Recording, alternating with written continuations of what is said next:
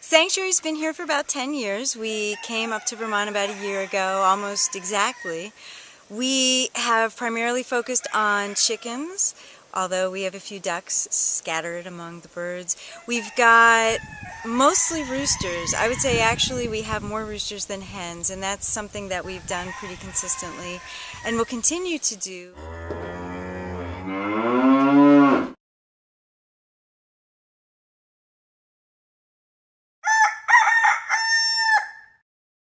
Rehabbing roosters is definitely possible. We've been doing it for a lot of years, and essentially it's a process of systematic desensitization.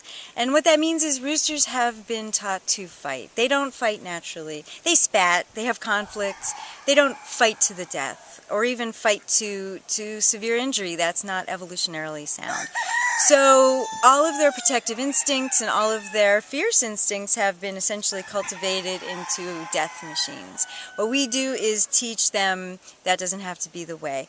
They have essentially been taught this through fear. So what we have to do is teach them not to fear the birds. And the first step to that is keeping them out in the yards in cages, which allow them to move about a little bit. They're open on all sides so they can see everybody can see them, but fighting is impossible.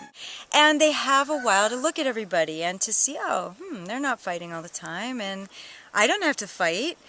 It's pretty much the opposite process that taught them to fight in the first place. We teach them that it's not acceptable to fight. So they learn very quickly that when they fight, they get put back in a cage where they don't want to be. And over time, the cage becomes less of a happy place, more of a consequence place. They stay out of the cage longer and longer, and eventually they're out and they're not fighting. There are so many ways that chickens are alive and interesting in ways that people who don't hang around with them don't realize. They have spats pretty frequently, and it's wonderful to see how they resolve them because it's usually pretty quick and effective and nobody gets hurt. They are interested in projects, so that's why we always try to have trees and things to stand on and look at and walk into and walk out of, because they're very curious creatures who really prefer to be amongst trees and bushes and that sort of thing. Chickens are very intelligent, but again, I've met some who are not so intelligent, but that's true for everybody. For example, they have phenomenal eyesight and ways of discerning different birds. When a vulture comes through, nobody makes a fuss. When a hawk comes through, everybody makes a fuss. I often have to look around for minutes in the trees to see what they're making a fuss about, and they're always right. So they're very, very savvy. Even the birds who grew up in a factory farm know what an alarm call is and what to do about it. So they have a very good survival instinct.